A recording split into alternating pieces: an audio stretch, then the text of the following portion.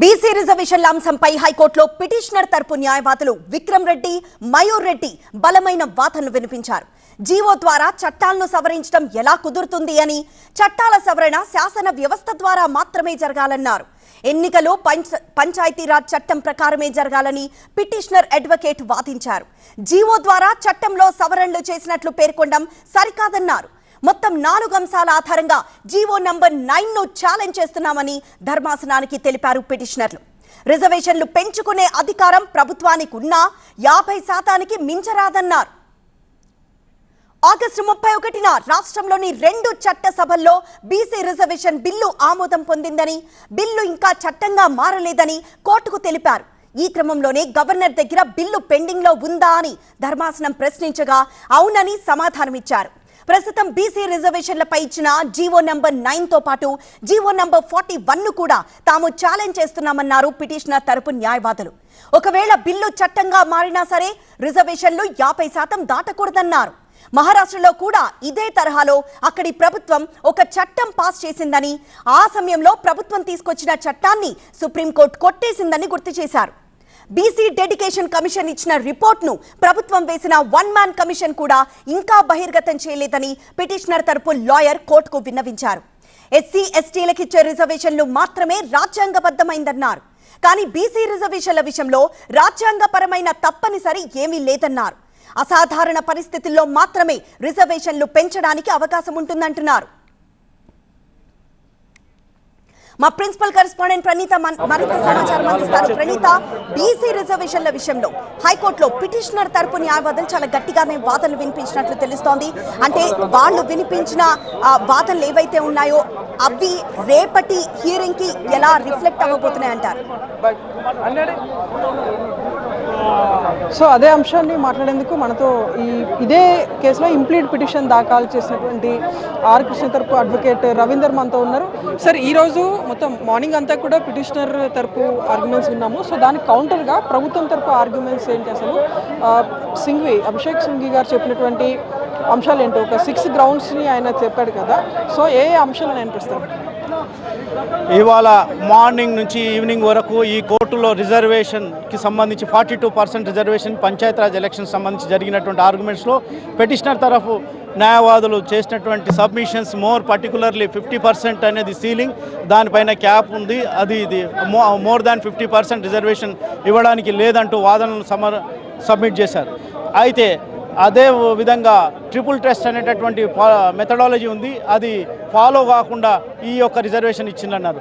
Second సెషన్లో ప్రభుత్వం తరఫు నుంచి సీనియర్ న్యాయవాది సింఘ్వి గారు ఢిల్లీ నుంచి వర్చువల్లో అపియర్ అయ్యి వారు మొట్టమొదట లేవనెత్తినటువంటి అంశం ఏంటంటే రాజ్యాంగంలో ఎక్కడ కూడా లిఖించబడలే 50% మించి రిజర్వేషన్ను అమలు చేయమని చెప్పి కేవలం 3 జడ్జిమెంట్లు మాత్రమే ఉన్నాయన్నారు. ఆ 3 జడ్జిమెంట్లలో కూడా 3 జడ్జిమెంట్స్లో కూడా Krishnamurthy judgement, Nagaraju judgement and ఇంద్రసహాని judgement and Vikas Gauli judgement, ఈ 4 జడ్జిమెంట్లో కూడా ఎక్కడైనా చాలాసార్లు పేర్కొనడం జరిగింది. ఎక్సెప్షనల్ సర్కమ్స్టాన్సెస్లో ట్రిపుల్ టెస్ట్ కండక్ట్ చేస్తే ఆ యొక్క రిజర్వేషన్ ఎక్సీడ్ అయితే అది చట్ట నేరం కాదు అనేటటువంటిది డీటెయిల్గా ఉంది అని వారు డీటెయిల్గా ఎక్స్ప్లెయిన్ చేయడం జరిగింది, కోర్టు వారికి విన్నవించడం జరిగింది. దాంతో కోర్టు వారు సమ్మతించడం జరిగింది. అయితే అన్ని ఉభయ సభలు కూడా ఎమ్మెల్యేలు, ఎమ్మెల్సీలు అందరూ ఏకగ్రీవంగా ఆమోదించినటువంటి ఈ బిల్లు ఇది ఆల్రెడీ చట్టబద్ధమైపోయింది. చట్టబద్ధతను ప్రశ్నించలేదు పిటిషనర్లు, కేవలం జీవోనే ప్రశ్నించడం సరైంది కాదనేటటువంటి ప్రశ్నను కూడా లేవనెత్తారు. దాన్ని కూడా ఆన్సర్ చేయడం జరిగింది. అయితే చట్టబద్ధతకు సంబంధించి జరిగినటువంటి చర్చలు చట్టబద్ధతను ప్రశ్నించినందుకు జీవోను మాత్రమే ప్రశ్నించడం సరైంది కాదనేది ప్రభుత్వం తరఫు న్యాయవాది. గౌలీ కేసు ఏంటి సార్? వికాస్ గౌలీ కేసు అనేది వర్సెస్ మహారాష్ట్ర. దీంట్లో ఏంటంటే ఎలక్షన్స్ జరిగినాక పంచాయతీరాజ్ ఎన్నికలలో ఈ 50% సీలింగ్ను దాటిపోయి ఎలక్షన్లు నిర్వహిస్తారు. ఆ నిర్వహించిన సందర్భంలో కోర్టులో పిటిషన్ పడుతుంది. ఆ పిటిషన్ కూడా కోర్టు స్వీకరించినాక ఎలాంటి స్టే ఇవ్వకపోతే ఎన్నికలు జరుగుతాయి. ఆ జరిగినాక మళ్ళీ ఎన్నికలను సుప్రీంకోర్టు వారు మళ్ళీ రద్దు చేసినటువంటి సంఘటన, ఎన్నికలు అయిపోయి ఫలితాలు వచ్చినాక కూడా మహారాష్ట్ర. అయితే ఇందులో ఏమంటుందంటే సుప్రీంకోర్టు వారు ట్రిపుల్ టెస్ట్ అనేటటువంటిది సైంటిఫిక్ అంటే ఎంపెరికల్ డాటా తీసుకోవడం జరగలేదు కాబట్టి ఈ విధంగా జరిగింది అనేటటువంటిది వీరు సింఘ్వి గారు చెప్పడం జరిగింది. దాంతో ఆ విషయాన్ని ఆ 3 జడ్జిమెంట్లు కూడా ఇప్పుడు ఉన్నటువంటి ప్రభుత్వం తీసుకున్న నిర్ణయానికి అడ్డంకిగా మారలేదు. ఇంకొక విషయం ఏంటంటే ఉభయ సభలు ఎమ్మెల్యేలు ఎమ్మెల్సీస్ అన్ని పార్టీల వారు ఆమోదించడం జరిగింది అనేది దృష్టికి తీసుకురావడం జరిగింది.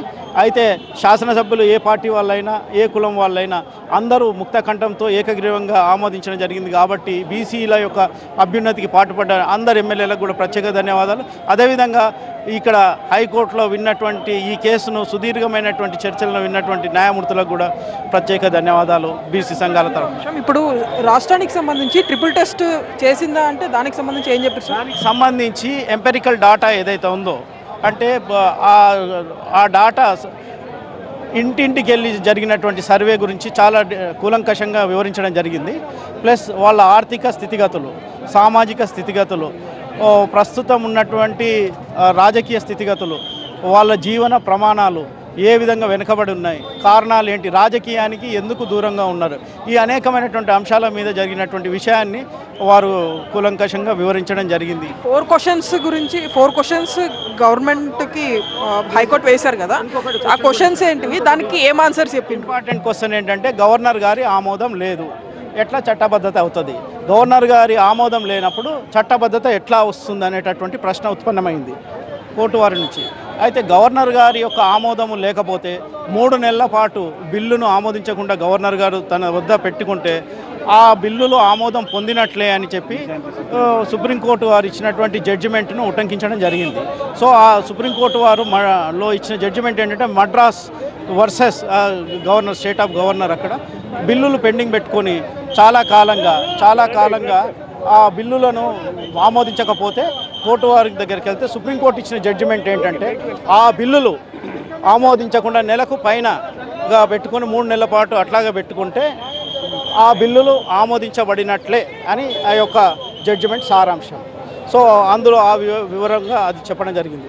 మూడో విషయం ఏంటంటే మీరు చేసినటువంటి ఎంపెరికల్ డాటా నోటిఫై చేశారా, అది గవర్నర్ గారు ఆమోదించకుండా ఆమోదించినట్టుగా మీరు నోటిఫై చేశారా, చట్టబద్ధతకు నోటిఫై చేశారా అని అడిగారు. కానీ ప్రభుత్వం దగ్గర నుంచి ఆ నోటిఫికేషన్కి సంబంధించి పేపర్లు రేపు ఇస్తామన్నారు. ఆ డాక్యుమెంట్స్ కూడా ఇవ్వడం జరిగింది. రేపు మళ్ళీ 2:30కు ఉంటాయి. అయితే స్టే అడగడం జరిగింది. దీంట్లో స్టే ఇవ్వడానికి కోర్టు వారు ఒప్పుకోలేదు, నిరాకరించారు, స్టేను తిరస్కరించారు. సో ఇప్పుడు ఈ బీసీల యొక్క 42% రిజర్వేషన్కి ఎలాంటి అడ్డంకు లేదు యాజ్ ఆఫ్ నౌ. రేపు నోటిఫికేషన్ వచ్చి నామినేషన్స్ అవుతున్నాయి. రైట్, అది ప్రజెంట్ ఈ రోజునటువంటి ఆర్గ్యుమెంట్స్ తర్వాత పిటిషన్ తరఫు అడ్వకేట్స్ ఏదైతే స్టే ఇచ్చేందుకు హైకోర్టు నిరాకరించింది. సో యథావిధిగా నోటిఫికేషన్ వచ్చిన తర్వాత నామినేషన్స్ని ఫైల్ చేస్తామంటూ కూడా బీసీ సంఘం నేతలు అయితే చెప్తున్నటువంటి వర్షన్. అండ్ రేపు ఆఫ్టర్నూన్ 2:15కి మాత్రం రిమైనింగ్ ఇంప్లీట్ పిటిషనర్స్ ఎవరైతే ఉన్నారో వారికి సంబంధించినటువంటి అడ్వకేట్స్ వాదనలు రేపు 2:15కి హైకోర్టు వినబోతుంది. ఎస్ ప్రణీత.